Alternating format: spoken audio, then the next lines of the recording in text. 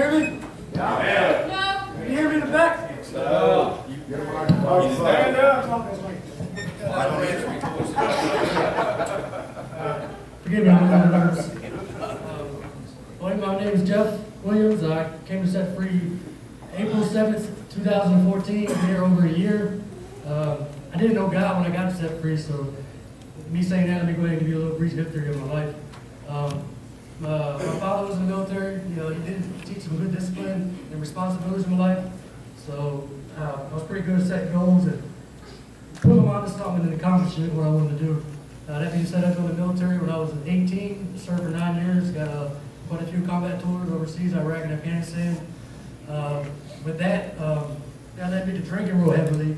And what the therapist said, I was self-medicated with alcohol or drugs.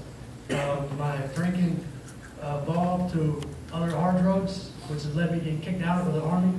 So I came to Jacksonville, Florida. It was 2011. From there, my drinking continued. Could never find my drug of choice, so they let me find another drug of choice. For about 3 years, I struggled with that. I went to Gateway April 1st, 2014. Before I went to Gateway, it was about 6 months off and on, I was trying to quit. My drug of choice was crack cocaine, which I'm always ashamed to tell anybody that, which I can do now. I tried quitting on my own several times, about 3 times I tried quitting on my own. And I would do good for months until I started drinking alcohol again. And then I'll get weak, and I have a pocket full of money. Next to know, I'll be out in a hotel for a weekend, smoking crack. And I had a friend, Matthew Shane. He went to Alumni House in the Gateway. So I decided to put a plan together. I was going to try to follow his footsteps when I went to Gateway. I got accepted in Alumni House with the Gateway April 1st, 2014. Y'all know my character, I act a fool. Me being a Gateway, the staff there let Alumni House know how I was acting.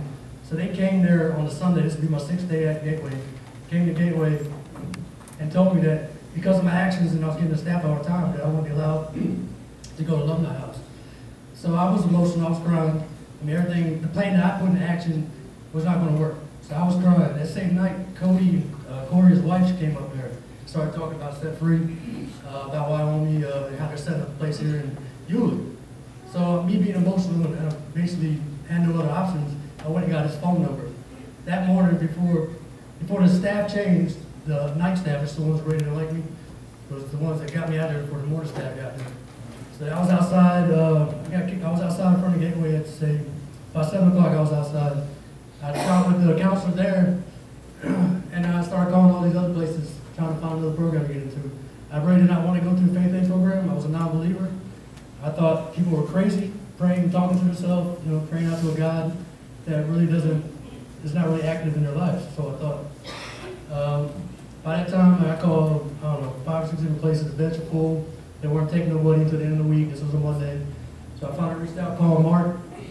Mark had an appointment that day, so I ended up waiting outside Gateway until, I guess what, 12 o'clock, I think. Picked me up. I was outside Gateway about 7 hours. And Mark shows up, jumping in. I was hit the car door. I remember. Ended up coming to Gateway, or not Gateway, Set Free.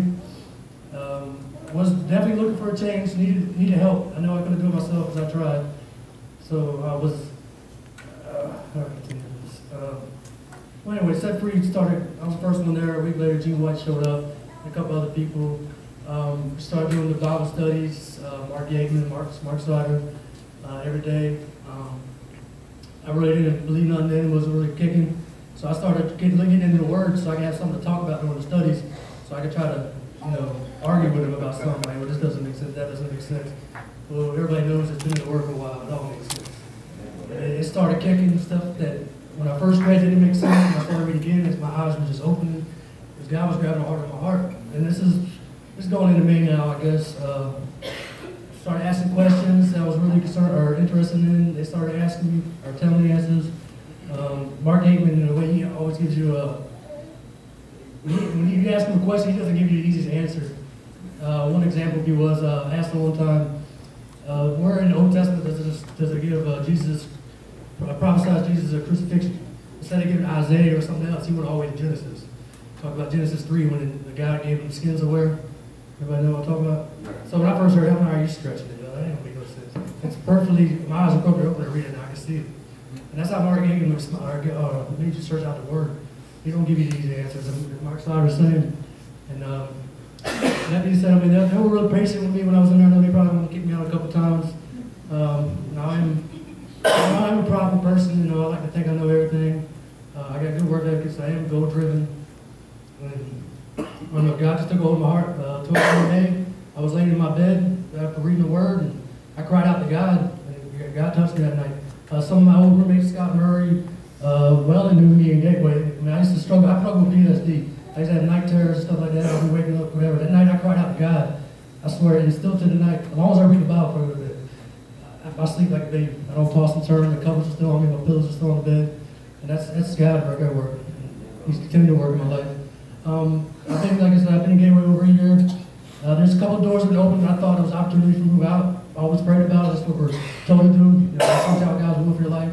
And those doors have always shut, and I always had a discomfort while I was praying about it. I do have an opportunity. I'm moving out next Saturday. Because my aunt's got me a job in Orange Park, so I'm moving with my uncle. And everything that seems right about it. They offered me a job within their company. They said they prayed about it months before they offered it to me. And after they told me about it, they even prayed for another month before they gave me their word. And I've been praying about it. I'm at peace about it. So I believe this is my time to move out. I'm going to miss this place. This is where I came to know Christ, set free. I'm proud to say that. Amen.